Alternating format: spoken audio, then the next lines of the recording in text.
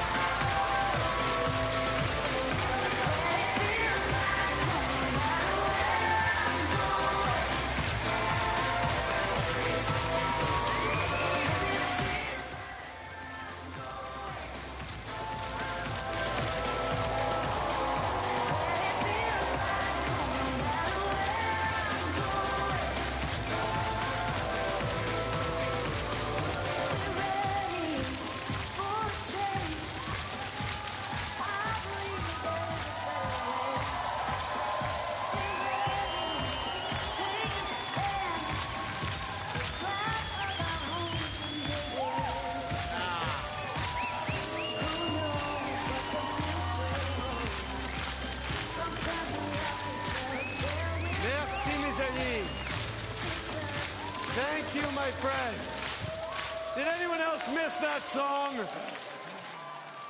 You guys having a great time here in Winnipeg? Mais vraiment, comment ne pas s'amuser? Entouré de milliers d'amis de tous les coins du pays, des libéraux comme vous, qui ont travaillé avec acharnement. Thousands of people who worked hard to demonstrate that politics doesn't have to be negative, divisive.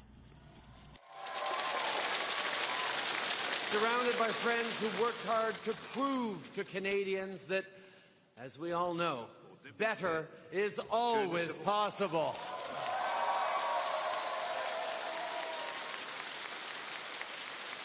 Merci à tous d'être ici. It's an Thank you all honor for to be being here. connecting with so many amazing friends and colleagues. Anywhere I look in the room, I see folks who knocked on doors, knocked in signs, joined the Laurier Club, put names on ballots, put in long hours in campaign offices, built up teams of volunteers, donated through the occasional emails the party sends out, made phone calls, toiled through massive data entry challenges, and generally devoted yourselves for weeks, months, and even years to building our party into a movement, electing a better government, and mostly helping Canadians choose a better future for our country.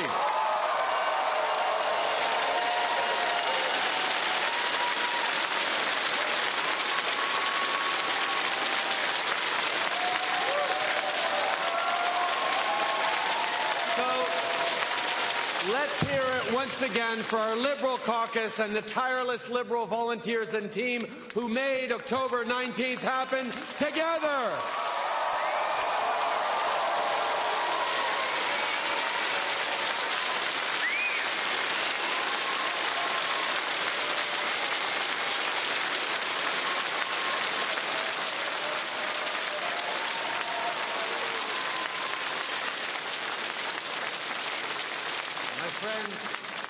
It's wonderful to be back in Winnipeg because this was one of the last and most memorable stops for me on the campaign. It was the Saturday night before Monday's election. We started early morning in Halifax with stops in St. John and Thunder Bay before we got here just as the sun was setting. As folks remember well, we'd been drawing some pretty big crowds, but Winnipeggers brought it to a whole new level.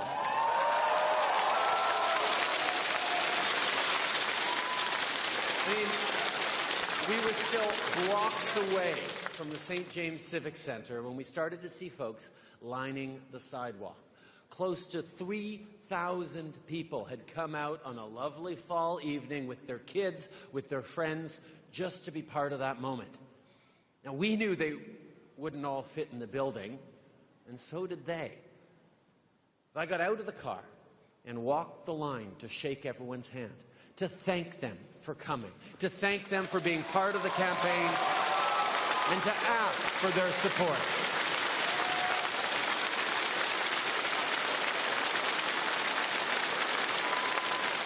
See, for me, that's what this campaign was all about.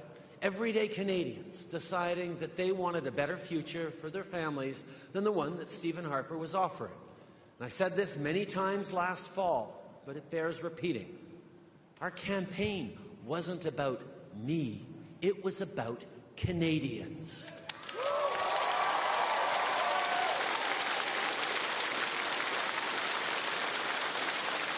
And now that Canadians have sent us to Ottawa as their government, they need to know that we will spend every single minute of every day working for them, that we will always go out of our way to listen and take the time to stay connected. But it's nice to see we can still draw a crowd in Winnipeg, isn't it?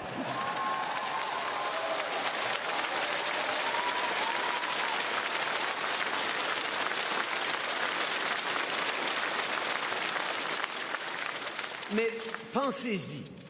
Think about it.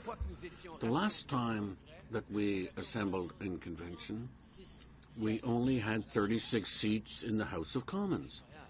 Unbelievable. Friends, even if it was a pleasure to lead that little band of redoubtable warriors, I have to admit that it's a lot better to direct a government that has 184 Liberal members of Parliament.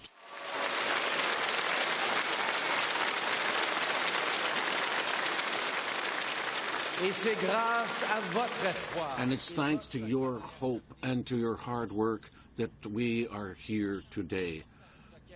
For each door that you knocked on, each phone call you made, each neighbor, friend, or member of your family that you passed our message along to, I want to say thank you from all of us.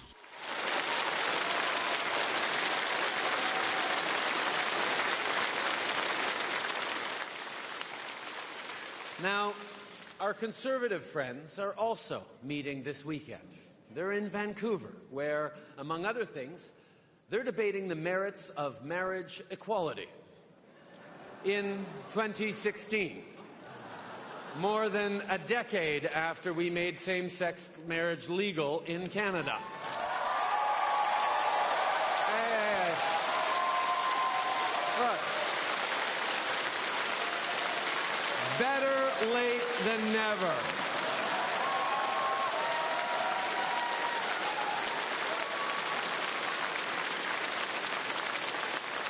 And it gives one hope. Perhaps 10 years from now, they might finally be willing to admit that climate change is real.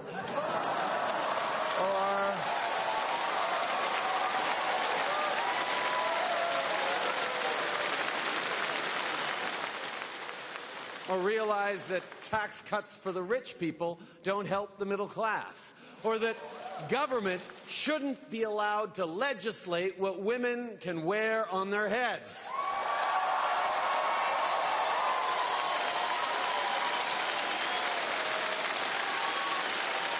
Well, we can hope, my friends, we can hope. So the Conservatives might be slow to change. But we need to remember that even though they may be our opponents, they're not our enemies. They're our neighbors, and they're our friends.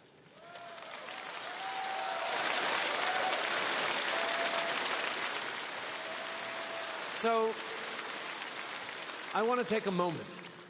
You see, there are only a handful of people alive who know what it's like to do this job I have now. And I'm one of those people. And I can tell you, even if you weren't a fan of his politics, there can be no doubting Stephen Harper's commitment to our country. So let's take a moment to recognize former Prime Minister Stephen Harper. I ask you to join me in thanking him for his many years of public service.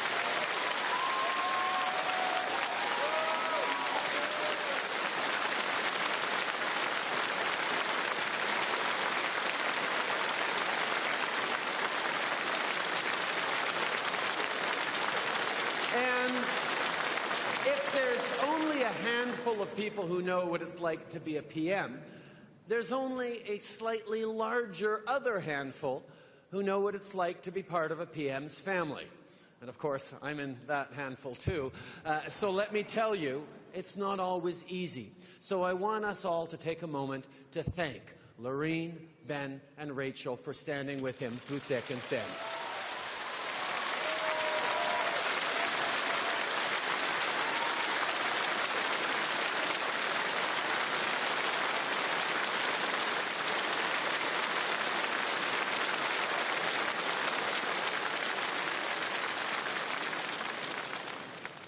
Il y a 2 ans, 2 years ago, during our last National Convention in Montreal, we rolled up our sleeves in order to create an ambitious plan that matched Canadians' aspirations. We also held frank discussions with millions of Canadians, and that is why people felt involved in our ideas, because they corresponded to their values, their preoccupations, and their hopes.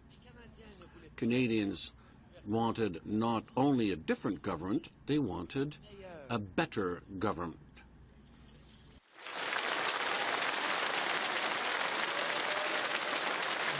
Canadians wanted a government that took the time to listen, really listen to them, and one that was willing to build a plan based on what Canadians said they needed, not on what was politically expedient. Canadians responded to the plan we built because they saw themselves in it, their concerns, their struggles, their hopes, their values. Canada has always been a land of opportunity, a country founded on a very simple premise, that whether you came here or were born here, if you work hard, you can build a good life for yourself and for your family, no matter who you are or where you're from.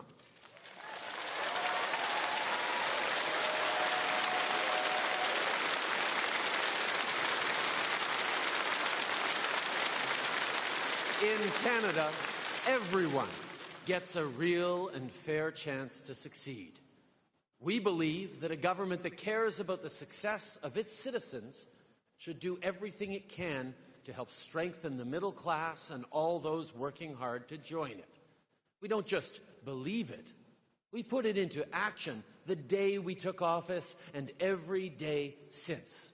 And it will continue to be our focus every single day that we serve Canadians as their government.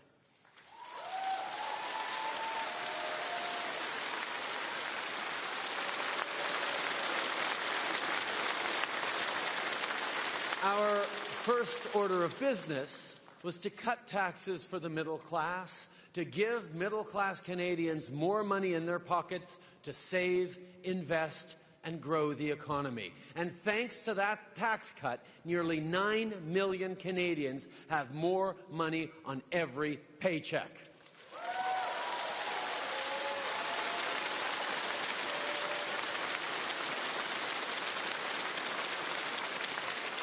That's real change that makes a real difference.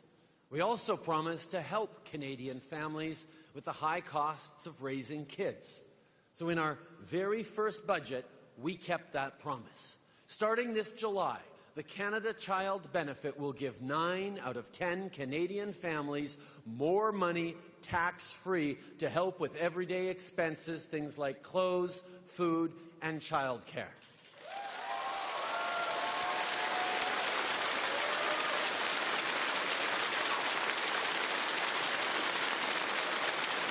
The Canada Child Benefit is not just real change, it's a real investment in people, in Canadian families, in a stronger middle class, and in our shared future.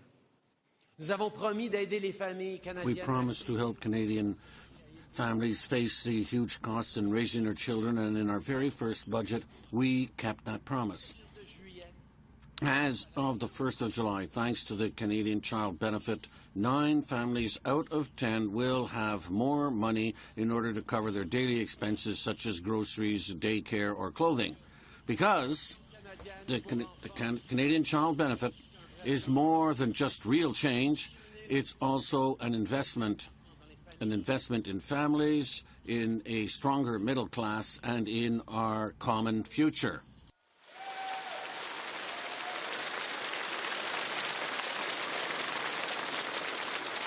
Mes amis, nous faisons ces investissements. Friends, we're making these investments because we listened to those who were asking for them, and it's not now the time to stop.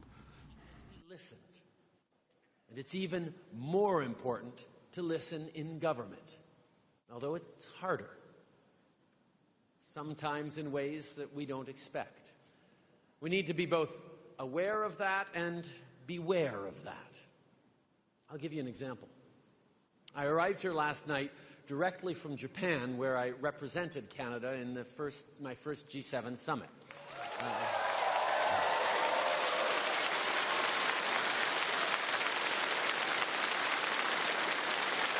We also had a great few days of meetings with Prime Minister Abe and with some of Japan's most significant investors in Canada. And as we were driving around Tokyo from meeting to meeting, I looked out the window and thought to myself, hey, Tokyo seems a lot less busy than last time I was here. I mean, it's the world's biggest city and there's no traffic. So I turned knowingly to Sophie and said, you see what good infrastructure investments can do? This is why we're investing billions in public transit. There's no one on the roads because everyone's on the subway.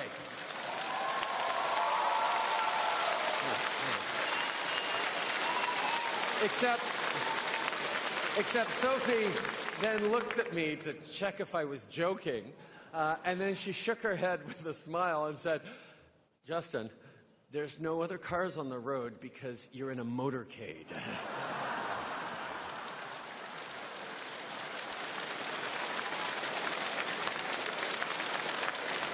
Okay. You laugh and you should, but it makes a really important point. On top of the, I still say, legitimate point about public transit investments. We're here because we reconnected to Canadians. They don't get to attend summits with Barack Obama and Angela Merkel, or travel in motorcades, or sit in the House of Commons. But they're depending on us to do all those things for them, on their behalf, in their interests, to have them in our minds and hearts as we represent them and work for them at home and around the world.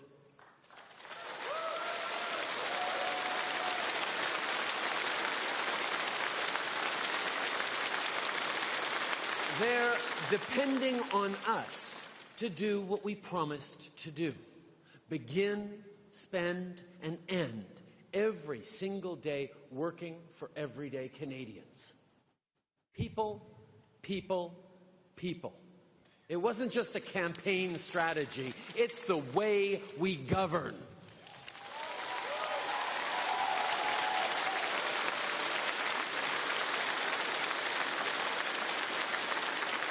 And this is especially true for people who've been shut out and ignored for far too long. We've begun the hard work needed to give a fair shot to Canadians whose potential has been squandered for too long. My friends, no relationship is more important to me and to Canada than the one with First Nations, the Métis Nation, and Inuit people.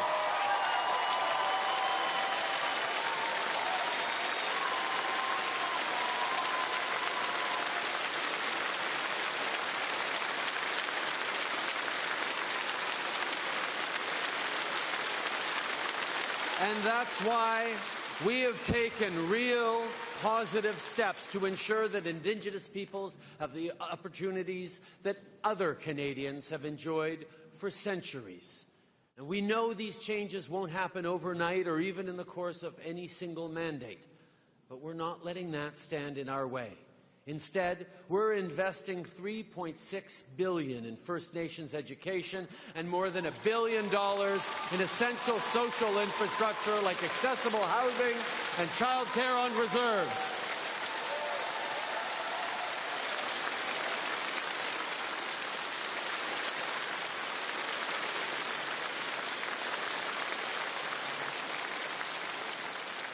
We've started to extend the ladder of opportunity for Indigenous peoples in Canada, and we're not stopping there. We're also doing our part to create better opportunities for 25,000 Syrian refugees fleeing chaos and violence.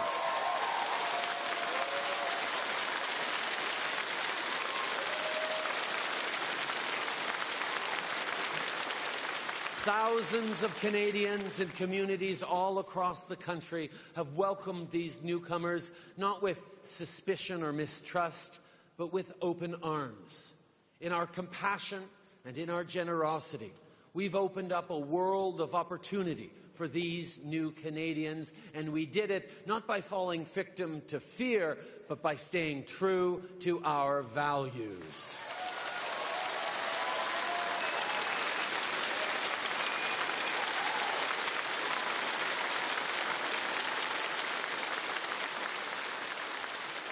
Vous vous souvenez sûrement.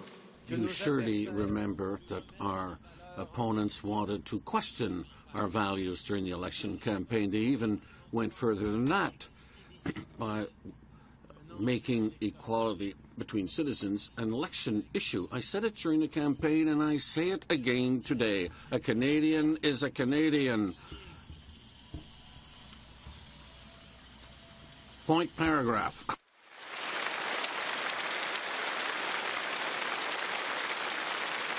Qu'il s'agisse de nos droits fondamentaux, whether it be our fundamental rights or the consequences we face when we do not respect them, we are all equal before the law.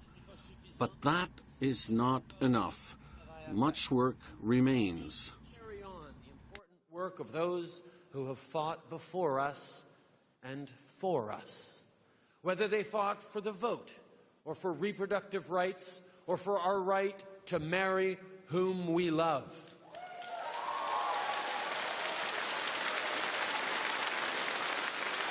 We need to continue to work hard every day to make sure all Canadians are treated fairly and as equals, and that's why we introduced long overdue legislation to ensure the full protection of transgender people under the law.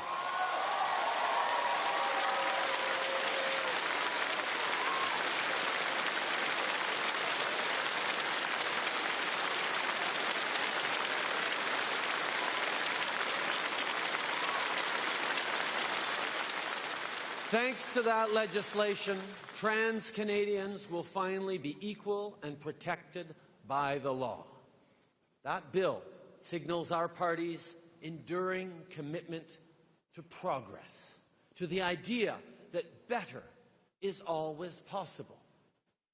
Mes amis, on ne peut pas avoir peur. Friends, we mustn't be afraid of being bold.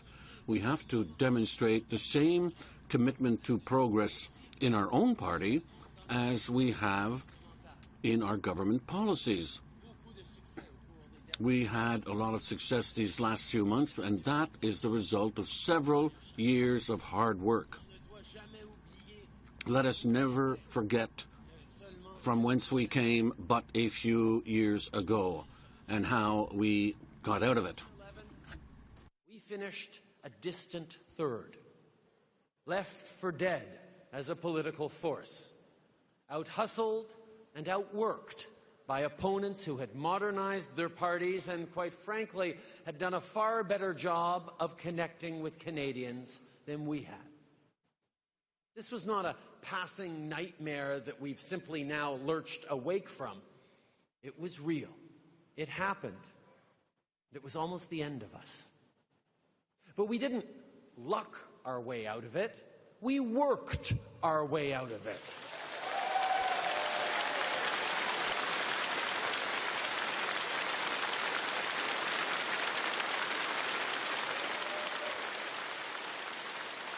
In 2012, in Ottawa, we took a leap of faith with Canadians. We revolutionized this party when we blew its doors wide open and invited Canadians in to reinvent it.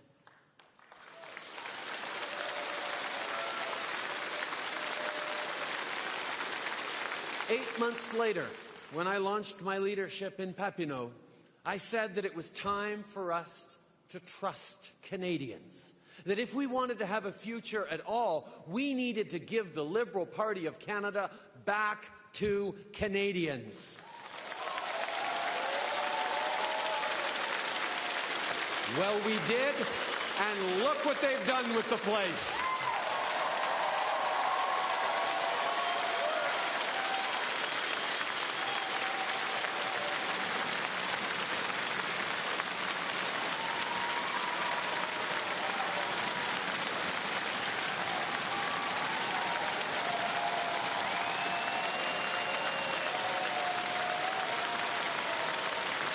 We have grown into a confident, mature, open movement, united and focused on what matters to Canadians and to our future. But the party constitution we have today is a product of the era we worked so hard together to put behind us. The era of factional battles,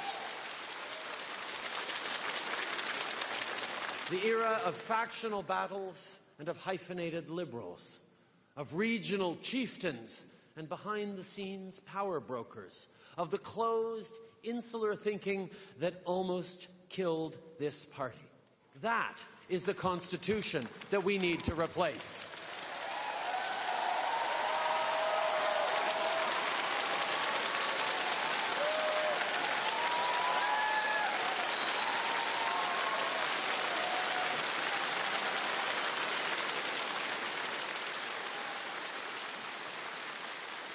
Let's make one thing clear about our existing Constitution. It's not a venerable treatise written with Wilfrid Laurier's pen. It is a hodgepodge of 18 different documents that, strung together, would scale the Peace Tower twice. It empowers a bureaucracy that creates conflict and distance between us. Most important for me and for any future party leader, it creates distance between the leader and the grassroots. Look, we have debated our party constitutions for years. We're liberals. We like to debate each other. That's good, and it's healthy, and it's right. I'm always suspicious when anything passes through a liberal gathering without argument. So I want to honor the people who've spoken up with concerns about the new constitutional proposal. It takes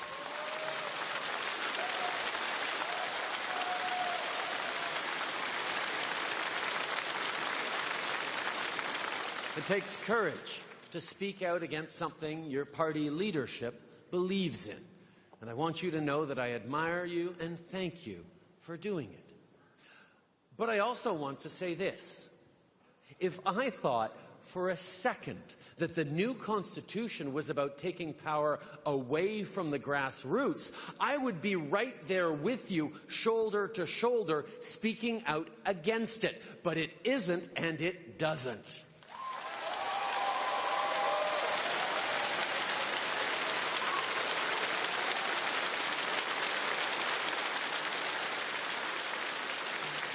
And I know that because you helped write it. This is a reflection of every door you knocked on and every phone call you made. We wrote it together. This new Constitution is about closing the distance between the leader and every single contributor to this movement we've built. Hundreds of thousands of Canadians joined us in the past years. They created a movement, and we, all of us together, are its leaders. Grâce à cette nouvelle constitution, thanks to this new constitution, we can answer to the concerns of Liberals in a more effective and modern way. Like you, I would like to have 338 riding associations that are strong and that count in their communities, associations that do everything to elect their local member,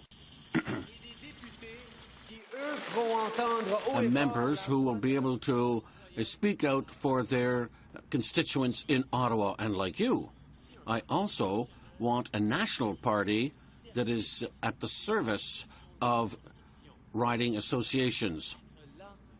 The party is there to support the work that Liberals do in each of the electoral districts. And I would also like that local riding associations and those who give of their time have easier access to the main leaders of the party, including the leader, myself.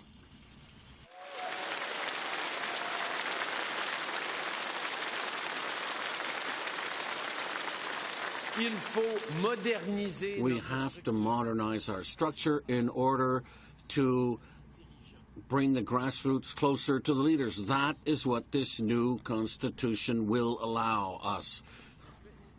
To build the next steps in our movement. A modern, responsive, wide-open organization that anyone can join and shape and work to build. It is a constitution that catches up to the movement we made together.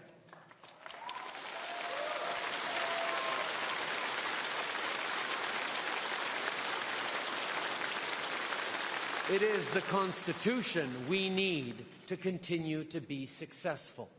We know that because we hit rock bottom, and it was liberating. We thought hard about what we needed to do, and we worked even harder to get it done. Our colleagues in the other parties have not yet learnt these lessons, but they could, and we need to stay 2 steps ahead of them. With this new constitution, we will.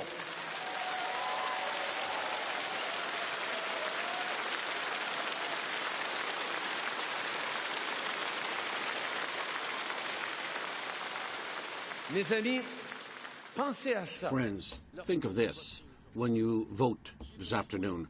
I need your support in order to ensure that our party becomes a modern political movement that is connected with Canadians. It's time to move forward and move on to a new chapter. Asking you for your support today. Let's finally and firmly close the book on a painful era in our party's history. Let's keep this movement focused on serving Canadians.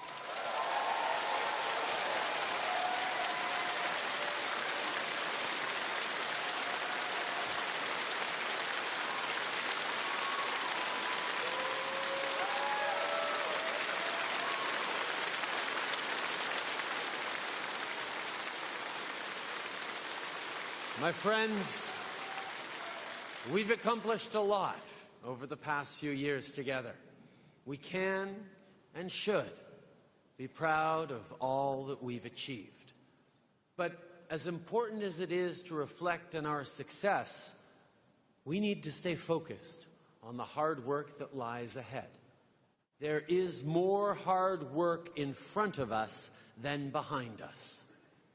And as we take on that hard work, I ask each of you to stay hopeful. Every day you have a choice, and I hope you will always make the choice to stay ambitious, to stay idealistic, to stay positive. Mes amis, nous sommes une grande... My friends, we are a great team, and we count upon you. So share your concerns with us. Speak out. We are listening. It is together that we will build a better future for all Canadians. It's just begun. I know that with your help, we will get the job done, and we'll do it the same way we've done it all along, with hope and hard work. Merci beaucoup, mes amis. Thank you very much.